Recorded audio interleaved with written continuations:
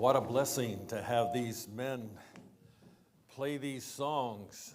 Different people every week. We have something to look forward to just to come and listen to the special music that God has provided for us. When I was a young boy, one of the things I'd like to do was walk across a couple of streets over to the drugstore. Now, the drugstore, back when I was a boy, had a book selection that was there. And then down lower, they had a comic book selection that was down there. And then over at the other side, they had a place where you could go over and order hamburgers and Cokes and things. And then you could also get medicine there and stuff, kind of like a drugstore today, But then it was different. You got lots of variety that was in there. And one of the things that I liked to do was read books that had pictures. Guess which ones that was? The funny books, that's right. And oftentimes the drugstore owner would come by that section off over there in the drugstore, and he would find me sitting down on the shelf with the funny book open and read it.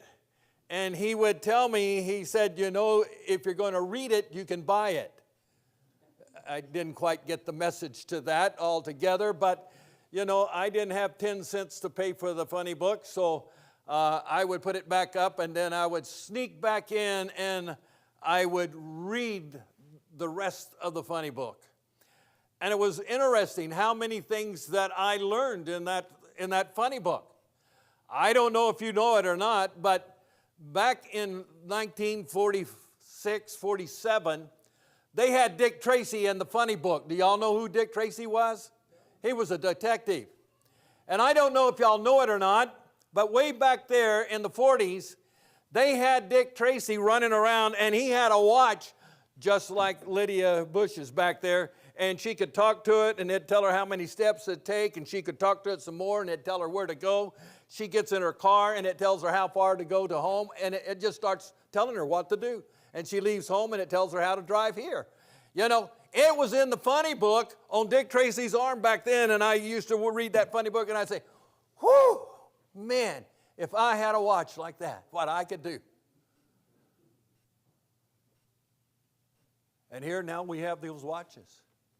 She can talk to her watch and talk to the people that are on her phone and things, and they'll tell her what to do and stuff, Was all back there in the comic book back in the 40s. Sometimes they'd have a book over there on the shelf. Didn't have any pictures. I would pick that book up and thumb through it, look at it a little bit. During that time, we started going to a school, my brother and I did, called the Seventh-day Adventist Church School. Have y'all ever heard of one of those? It was kind of different. We would go there, and the first thing in the morning, they would have worship. And we would sing a song or two, and they would read from the Bible. And the teacher would get up in front of us, and she would teach us how to memorize the Bible. I like that Bible verse that you had there in your story. That was great. I like that. And she would teach us how to memorize those texts in the Bible. It's interesting. I got to where this Bible thing that we had there, of all the books that we had in the school, it was my favorite book, and it didn't have any pictures. But I don't know why it was my favorite book. It just was my favorite book. And as I would read this book that they called the Bible, I found that I met a man in that book. And his name was Jesus Christ. Isaiah chapter 7, verse 14 tells us that a virgin was going to bear a child, and that they were to call his name Emmanuel. Now, when I was back there in those lower grades, I didn't know anything what a virgin was that was going to have a child. I didn't understand that, I didn't even understand the part that a woman was going to have a baby, you know. But the teacher explained it to me there in the class. And I remember that, you know, she said it really was hard to explain because it really was something that wasn't supposed to happen or couldn't happen, but that it did happen. And then I was able, she helped me to read in Luke chapter 1, where Gabriel came down here to this earth and told a young lady, Mary, that she was going to have a child and that she should call his name Jesus. Now, one Bible verse told me that it was going to happen, and the school teacher was trying to teach me how this was going to happen, but it couldn't happen. And I didn't understand that. I was just a young boy, remember? I didn't understand everything about birds and bees. But she was trying to explain it to me. And then I got another book in the Bible, in the same book that I had, the Bible, in Luke, that told me that it did happen. And God caused it to happen. And they began to tell stories there in the school about baby Jesus. I don't know if you've ever heard any stories about baby Jesus. But I've heard the story of how he was born. How his parents had to travel to Bethlehem. And then they had to flee from Bethlehem. And then how they had to flee from their homeland and go down into Egypt. And then how they came back. I heard that story. I heard how the wise men came to see him and brought gifts. I thought, man, this is pretty neat, you know. They bring him gifts there. I heard that story. I heard the story of how there were angels in the sky that sing to some shepherds. And the shepherds heard that Jesus was born. And they came to see him wrapped in baby clothes and lying in a manger, so the scripture says. I remember the teacher telling us that story, and then I learned to read it in my own Bible that they had given me there in the school. I remember reading how that young boy grew up in a carpenter's home and how his stepdad taught him to be a carpenter. We don't hear a whole lot about that, but the teacher helped me to understand that the daddy taught him how to be a carpenter, and how that young boy, Jesus or Emmanuel, how he learned to saw and cut a piece of wood, how he learned to take spare scraps of wood and make pegs out of them so that they could drive them into boards to hold them kind of like a nail. The teacher helped me to learn that. I met a young boy who was going to become a man, and that he would become very important in my life. I learned how this young boy had to take sandpaper and sand the wood to get it real smooth. I learned how he made spoons out of wood, how he made forks out of wood, how he made knives out of wood, how he made wooden tables so people could eat off of them, how he made chairs so that people could sit on them and eat off of the table. I learned about this young boy who became a man.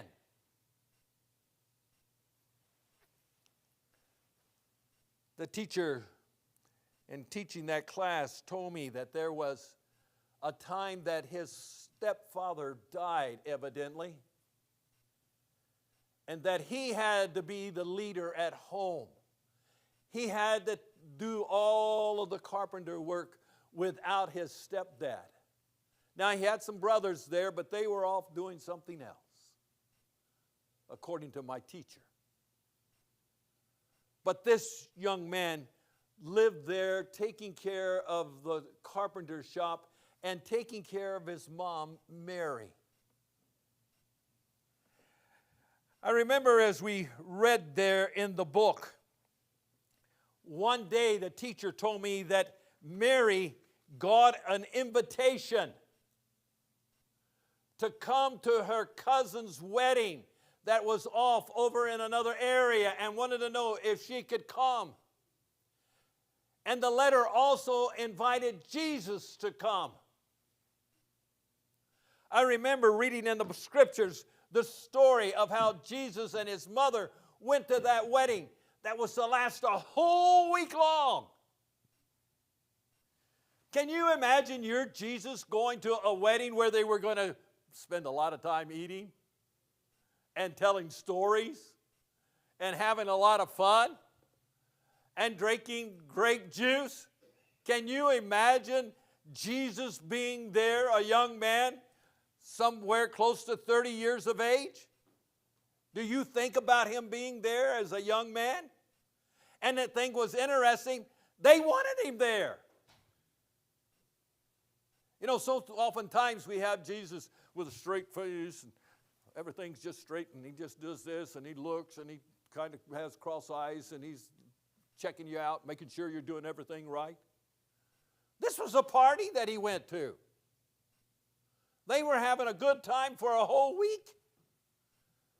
And Jesus was there. I read in the story in the Bible, I don't remember the teacher telling me, but they ran out of grape juice. Do you remember that story? I think you probably remember that story of how they ran out of grape juice. And Jesus' mother came and said, you know, son, if you can do something to help him, would you please do it? And then walked off. You know, she was kind of helping with the food and stuff, you know, and the drink. And they ran out of grape juice and she didn't know what to do. But she said, Jesus, you know, if you can help him, would you help him with the grape juice? Have you ever been left to help with something that you didn't know for sure what you were going to do at something like a wedding or a party like that? You were left with it.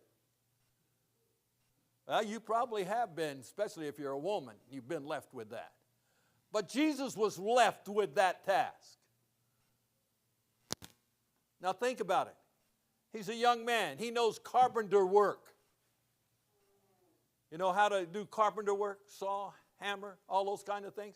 That's what he's been doing for 30 years. But mom says, son, if you can do anything, help him out. And Jesus looks over in the corner and they have some jars over there. And he says, fill those jars up with water. You know, I'm sure those people that were working in the kitchen looked at him like he was as crazy as could be. We're serving grape juice, not water. And they probably thought he was one of the dumber young men in the area. But Mary had said, if he tells you to do something, do it. And so Jesus said, fill those jars up with water. Each one of those jars held about 20 gallons of water. And they filled them up with water, and then after they got it full of water, Jesus tells them, take some out and give it to the person that's in charge of tasting the food and the drink and see what he has to say about what's there in the jar. You've heard the story. You know the story. But this is Jesus the man. He was told by his mother, if you can help, do something. And he tells them to fill the jars up with water, and they filled it up with water. And they take that stuff out of the jars and take it to the man, and he breaks up the party, and he says, let me tell you something. They're serving the best grape juice here I've ever tasted. And Mary's off over here, you know, and she kind of gets eye contact, and she looks over to her son. Because she knew who had changed the water into the best grape juice that had ever been done. She was kind of proud. Mamas, you know how do you do that? That's my son. This is Jesus the man. Jesus the man that came here. And the first place that he went and performed any kind of ceremony was there. Now the scripture tells us, when you read the story, it tells us that one time he left there in that area and he walked over to where he had been born. And, well, not been born, but where he had lived in Nazareth. And he got there to Nazareth and he walked into town, and it was on Sabbath. And he walked into the synagogue, as he had a habit of doing, and they gave him the scroll to read. And he went up front to read from that scroll, and he read there. And then he told the people that what he had read was identifying him. He was the Messiah that was being promised there in Isaiah, that was to come. I remember the first time I spoke in a church and my parents heard me preach, heard Bernita play the piano. They thought the conference was getting something that was worthwhile, a piano player and a preacher at the same time for one price.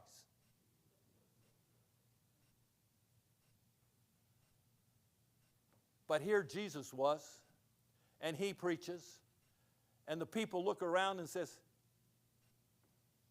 "Isn't that the carpenter down the street? Isn't that Joseph's boy? Isn't that Mary's boy? Isn't that one that we talked about before?" And he wants to tell us that he's the Messiah. Remember, this is Jesus the man, and the people are looking at him, and they see him, and they're wondering, what's he doing saying he's the Messiah? Now, it's kind of interesting. That town that Jesus grew up in, Nazareth, if you walked to one end of the town, there was kind of a little cliff there, and down at the bottom of the cliff there was an army base. Roman soldiers were all down there.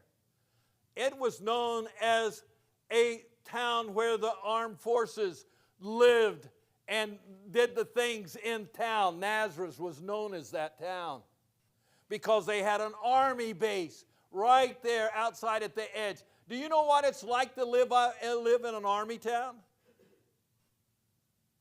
I grew up in an army town. It was called El Paso. They had an army base out there.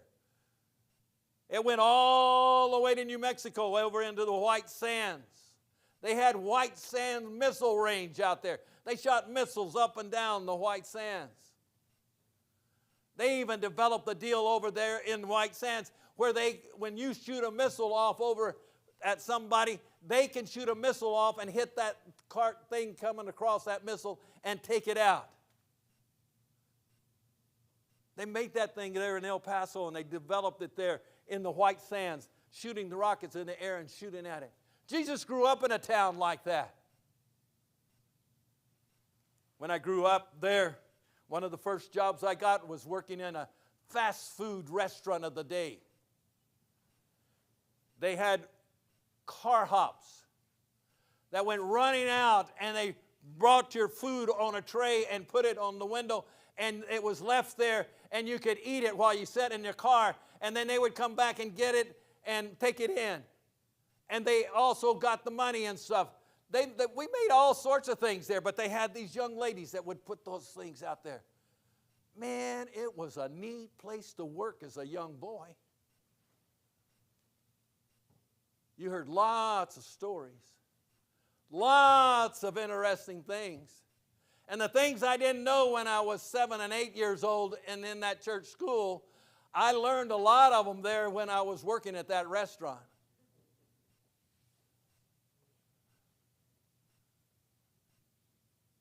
It was interesting. Jesus grew up in a town like that. He was a young man in a town like that. And another thing that it was in that town that was kind of interesting, they had the Actors Guild that was there. You know the Actors Guild? That's the ones that do things and all of that kind of stuff. You know, I think we call it Hollywood here today. Have you ever heard of Hollywood? They had Hollywood right there. Jesus grew up in that town. Nazareth had those kind of people there. Back then, they weren't known as movie stars, Back then they were known as hypocrites. That's what it was.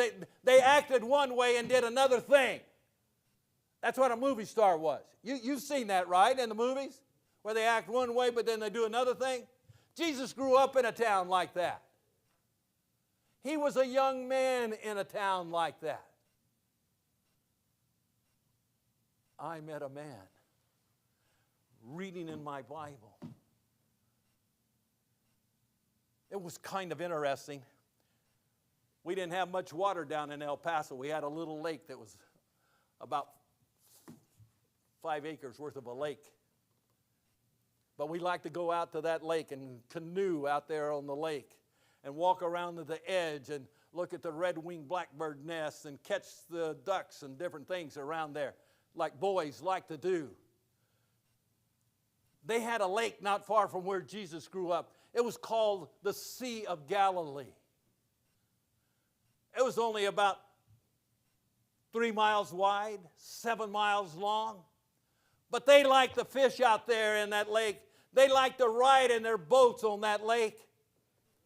Jesus, as he got older, he got some men that had some boats, and he was riding on that lake out there with them, like young men would want to do. But he was taking them to teach them how to reach out to other people. I can just see him when I read the story. They were going across the lake, and they got over to this town, and they bring the boats up there, and Jesus jumps out. And the rest of the men that are with him, called disciples, they start to jump out, and they start going up the hill. And when they get up the hill a little ways, here comes this big man, and he looks angry. And he's got chains hanging from his arms, chains hanging from his legs, and he's running down at him, and he's cursing, and he's fussing, and he looks as mean as ever. And I can just see those disciples. They were headed back to the boat. They wanted to get in the boat and cast off a little ways so he couldn't catch them. And they hurried down to the boat. But when they turned around and looked for their friend Jesus, here he was up there, and there that man was that had the chains and everything hanging on him, and not many clothes on, if any, and angry looking. There he was sitting down, fully clothed. I don't know where Jesus found the Dorcas Society so quick, but he found the Dorcas Society there. And they brought clothing for that fellow. And he was sitting there, and he was looking so peaceful, so calm. And Jesus was talking to him about the love of God. Folks, my Jesus was a man. He wasn't afraid of people. He wasn't running away. No, he stood his ground, and he led them to Jesus Christ. The disciples learned that early in their ministry. I remember as they were working with Jesus, later on, Jesus gathers 72 men together. Can you imagine that? And he says, I want you to be my disciples. And he says, I want you to go out here, and I want you to tell about my love and God's love and his saving grace and my love and the saving grace that I have to share with them. And I want you to go out here, and not only do I want you to go out here and tell them those things, but I want you to walk into town, and if somebody invites you in, I want you to eat with them. I like that part. I want you to eat with them. And then I want you to share with them. If they need to be healed, you heal them.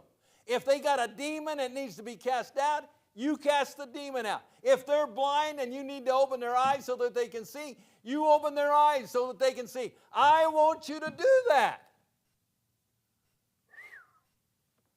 Can you imagine being one of the 72 that this man has chosen? Now, he's been going around doing these things, but he's chosen 72 of you, and he says, I want you to go and do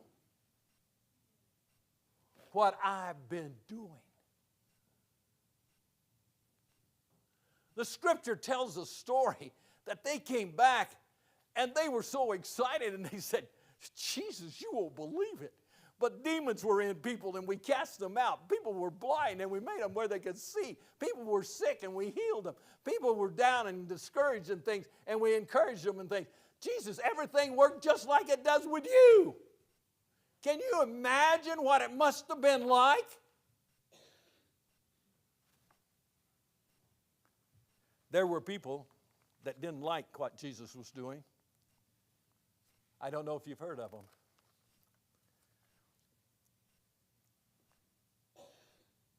Some of them came around and tried to trick him in different ways that they could, ask him questions and things. One time, some of them came over to him and said, Jesus, you need to get out of here because Herod's going to come and kill you. And you read the story there in Luke. And Jesus says, I'm not going any place. You just tell that Herod he's a cagey old fox. Notice Jesus calls him a fox. I don't know if some of our representatives would like being called a fox. But Jesus called him a fox. He was the king. Jesus called him a fox. Tell that whole fox, I'm not afraid of him.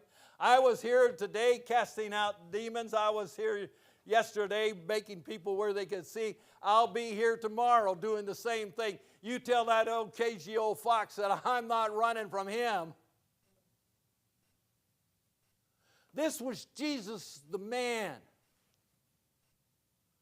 We read in the Bible where he's called the Son of Man. Jesus himself called him the Son of Man.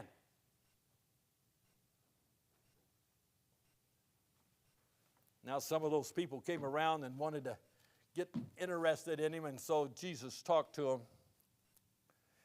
You look in Matthew 23, he talks to them and he says, whoa, whoa. Hold on a minute, you scribes and you Pharisees. Whoa! Hold on just for a minute. You bunch of hypocrites.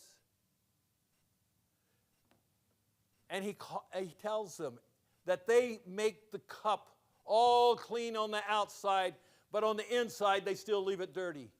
Or they wash the dishes, and the dish is real clean on the outside, but on the inside it's still dirty. You know, I can remember sometimes out on the farm drying dishes there. My father-in-law would be washing them, and I would be drying them. My mother-in-law enjoyed that team.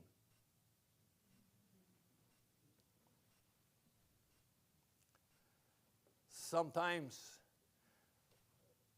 my father-in-law didn't get the dish all clean, and I would take it from where he'd put it and put it back over in the sink, and he says, I've done washed that one time.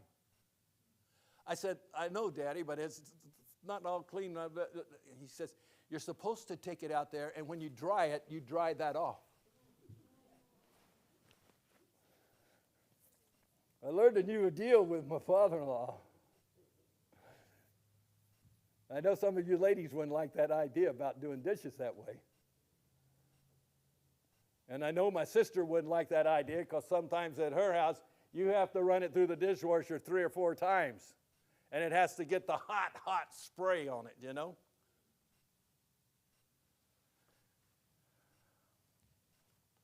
But Jesus told them they were like whitewashed cups, whitewashed plates that were washed on the outside, but not on the inside.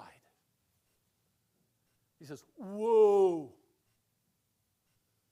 He says, you're trying to lead people in the wrong way. You're leading them to do things that they shouldn't be doing.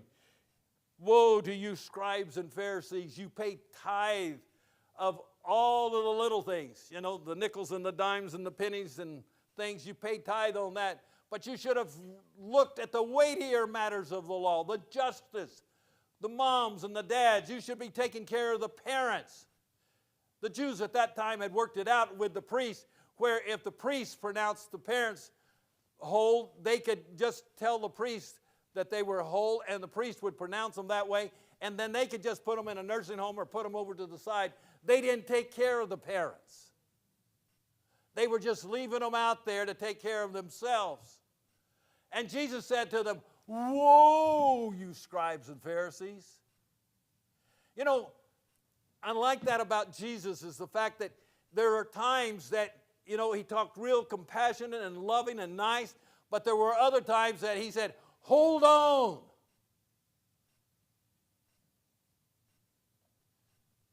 You guys are nothing but a bunch of hypocrites. And then if you read there in that chapter there in Matthew, he says, you guys are a bunch of rattlesnakes. How would you like the preacher to stand up and say, you know, you folks remind me of a whole nest of rattlesnakes? Would you like for me to call you a bunch of rattlesnakes? Man, we went out to the farm and went down into the cellar. Didn't have much light on.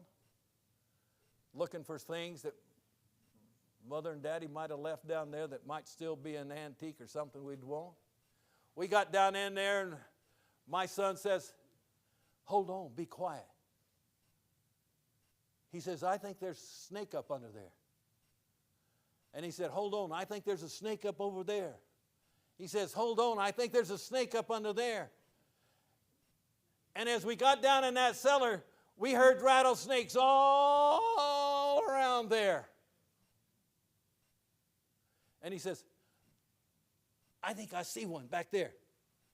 And he goes outside the cellar and he finds a long pole. And he says, "Dad, do you see it?" You guys notice my eyes and how I have these other glasses that I put on so that I can see.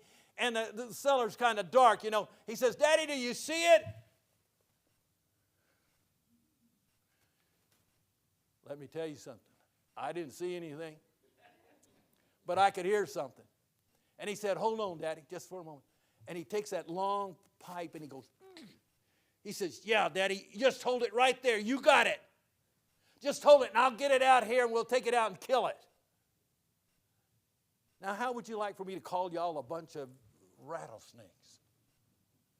You know, Jesus had leaders back then that weren't doing the right things. And he said, "Hold on. Whoa, you teachers of the law. You writers and readers of the law. You're nothing but a bunch of rattlesnakes." We did take the snake out and did kill it, but there were more down there. My Jesus was a man that was able to stand up and says, "Hold on a minute. It's not going right. We got to get this right." And he said, "This is the way to do it." And I think of my Jesus. I think of him with a soft, tender heart. And he's calling people out to come and follow him. Come and be with him. And he doesn't hesitate about calling them out. When they come and ask him a question about what they needed to do and how they should do it, he tells them and then he says, "Come and follow me." Folks, Jesus is today doing the same thing that he did so long ago. He is still the Son of Man. He is the Son of God. But he is using different ones of us to call people out and to become a part of his church. When I read the Bible, I find out that Jesus is the one who started the church. You know, sometimes some of you people say, "Well, this is Pastor Tunnell's church." This isn't my church. This is Jesus' church. It's all of our church, right? But Jesus started the church. And he told his disciples that they were to go out into the world and make disciples. And you find them going out, and Peter preaches a sermon on the day of Pentecost, and people say, "What do we need to do to be saved?" And Peter says, "Join the church and be baptized and ask for forgiveness of your sins." What church was there? Wasn't the Jewish church, because that's the one that was coming down. It was the church that Jesus had started. The disciples began to go all throughout that area and call people to come out and to become partakers of the church.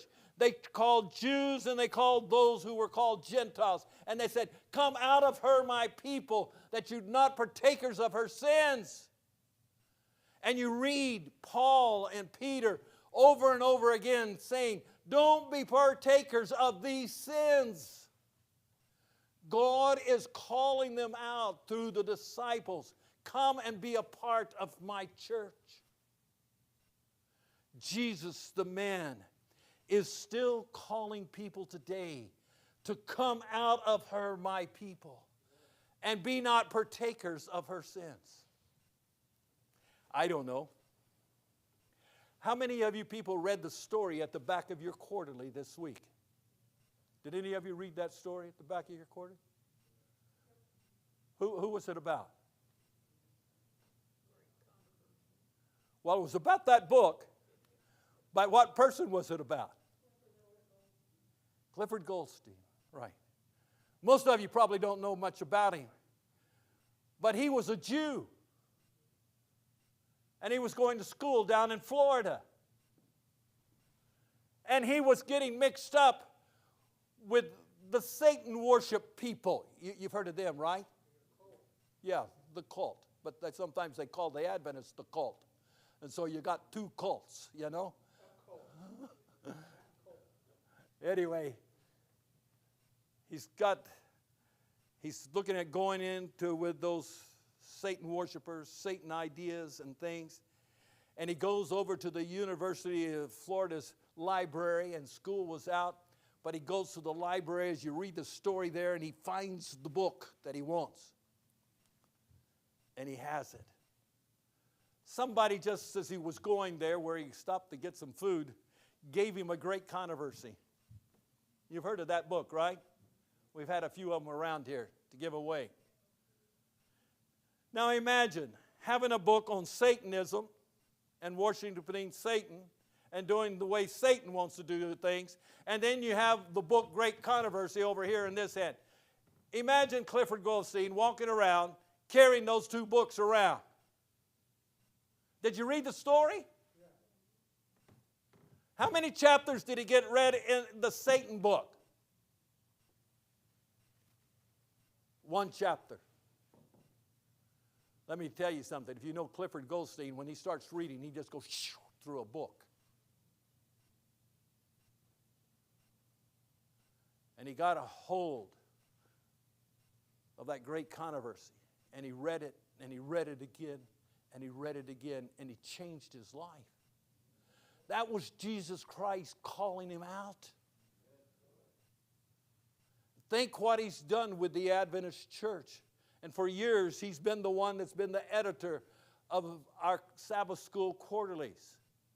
And I can tell you, he's been one that's been in a lot of meetings that what we call the upper crust meet in. And he's sitting there, helping to make decisions about the Adventist church and what we need to do and how we need to do it around the world. What would have happened if that man hadn't given him the great controversy?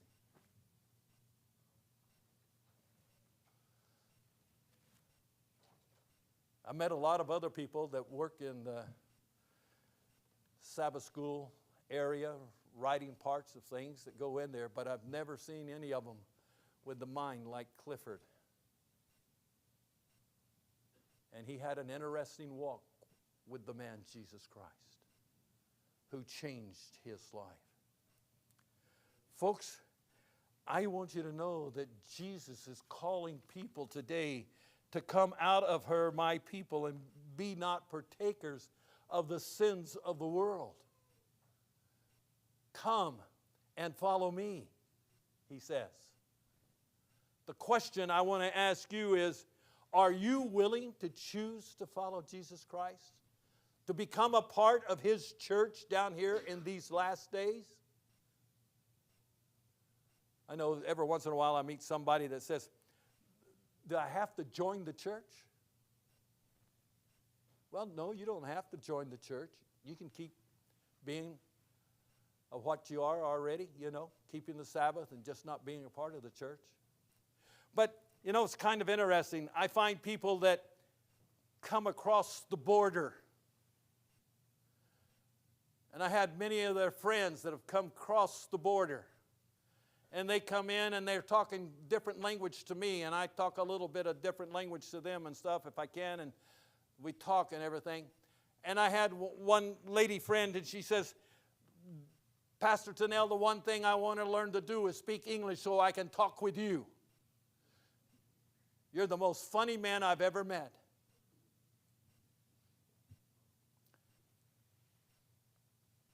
A few years later, she was up in Dakotas. I don't remember if it was North or South Dakota. But she had become a United States citizen. The member of the country that she fled to. And she got word to me that now she spoke English and she wanted to talk to me. We still haven't gotten together. But folks, I find a lot of people that come across that border, the one thing that they want to become a United States citizen. They don't want to stay a member of the country that they already have. They want to become a United States citizen. Jesus is calling people to come and be a part of His church, to keep His Sabbath, to do the things that He asked them to do. And He started out as a man. There were times that He got hungry. There was times that He wanted to drink. There was times that He was tough and hard, but there was times that He was gentle and loving and kind. That's my Jesus.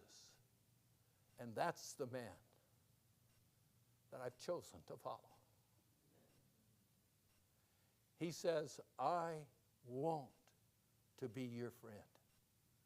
Will you come and be His friend today and make that decision?